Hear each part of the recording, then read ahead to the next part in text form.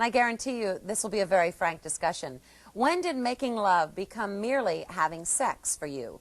If your love life has settled into a very boring routine, I hope that you'll give us a call. Masters and Johnson trained director of the sex therapy program at St. Luke's Roosevelt Hospital in New York City, Dagmar O'Connor, joins us to answer your questions. Good morning, Dagmar. Good morning. This is very frank. In fact, I got such a kick out of the cover sheet written by our producer last night, who at the end she said, Eileen, this is too much. Just turn to page 210 and read the rest and spare me the embarrassment. I mean, we're talking about very frank lovemaking techniques here, aren't we? Definitely. This is all the sex therapy techniques that I use in my office, and it's a real work manual. It's a step-by-step manual, and if you're going to do it, you're really going to do it. Why do we need a manual today to make love with someone that we care about?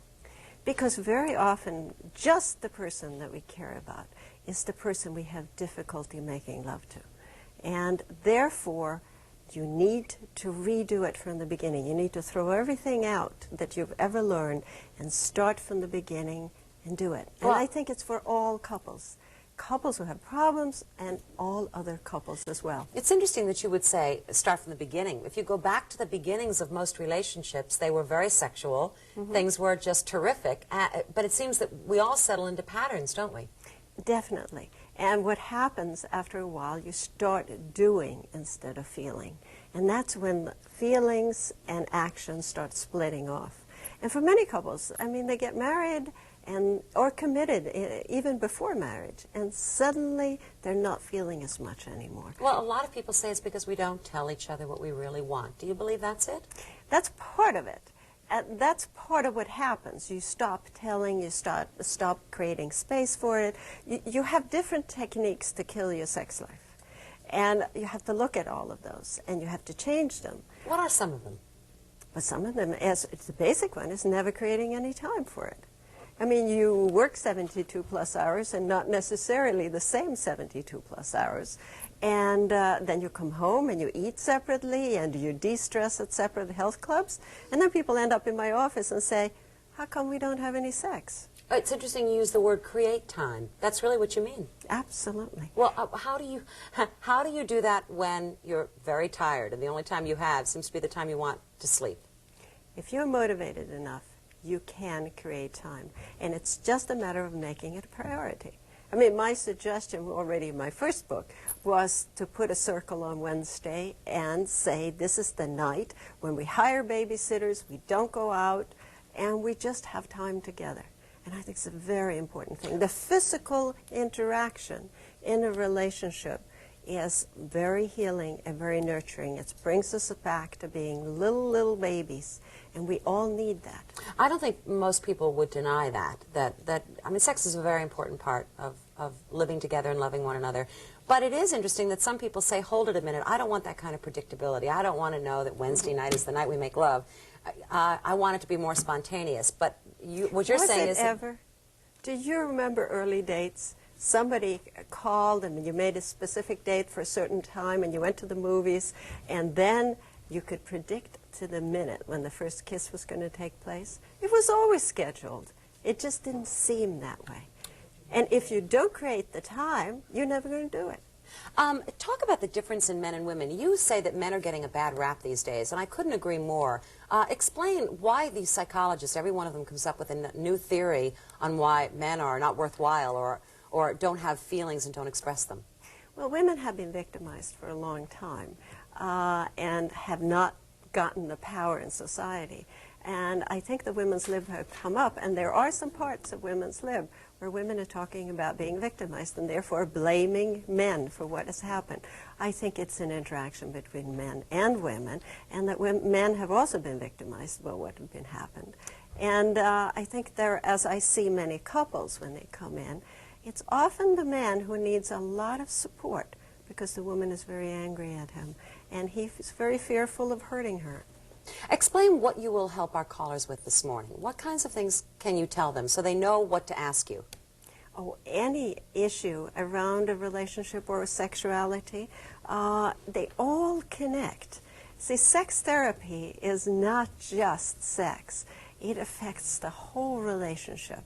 And there are very few couples that can isolate sex from the rest of the relationship. All right, let's take a call and see what our viewers have to say. Good morning, you're on Good Day. Glad you called. Hi, this is, my name's Allison. I'm calling from Bradford. And when my husband and I met, I was a career girl, and I had fabulous clothes, got up every morning and looked great. And now we have a baby, and she's 9 months old, and I've been nursing, and my body is 25 pounds heavier than it was before. And after 10 hours of dirty laundry and, you know, having my baby touch me, I really feel as though I have, like, stimuli overload. And my poor husband comes home and comes to give me a kiss, and I wrap my arms around myself and say, just get away. Yeah. And he's been super patient all along, but it has been 9 months, and we need a change, and I think the problem is with me. I think there isn't a mother listening who can't relate totally to what you're saying. I know I am one. I think there are just times when you, very good way she put that, your stimuli overload. Absolutely. And it's not just that. First you have to look back and get an image of what was mother like. Did mother seem like a sensual woman who had time for her own sensuality and her own sexuality? And how many of us can even remember even thinking that mother was sexual? So as we get into a new role in our lives, we start behaving as our role models did. And you may just automatically not feel sensual because you have never been given permission. But could it be that it's even simpler than that? That nursing, having a new baby, your body's going through changes, that you just need to give each other the time? I mean, doesn't she just need some time to get back into feeling good about herself? That's true, but there are mothers who have newborn babies who cannot wait to get back to be sexual and feeling that this has taken something away from them. But it doesn't mean there's anything wrong with this caller. I mean, what's the difference in those two women? The one who can't wait and the one who needs time? One was given permission and the other one wasn't. As well as being exhausted, because it is exhausting to have new children. It is tiring. But if you see this as a priority, it's like you can't wait to go to a movie or get out of the house. It's the same kind of urge. And it's important that you start looking at that you now have a responsibility to your child to be as sensual as you can be to give that child permission to be. Would some of your exercises help her? Might it be good if she started with week 1? Yes. The exercises would be very helpful. They're starting on a step-by-step basis to just take turns touching. And even if she's not ready for sexuality, this is a very slow process in just feeling sensual and sharing. Explain what happens in week 1. 15 to 45 minutes of touching, but non-sexual touching, right? Absolutely. No breasts, no genitals. And they take turn touching. First of all, one of them goes up to the other one and says, I want to be touched now. Don't say, can I do something for you, dear? This is a project where you're learning to be totally selfish. And then for the 15 to 45 minutes, you just lie back and feel whatever the feelings are. If it's sensual, it's sensual. If it's anxious, it's anxious.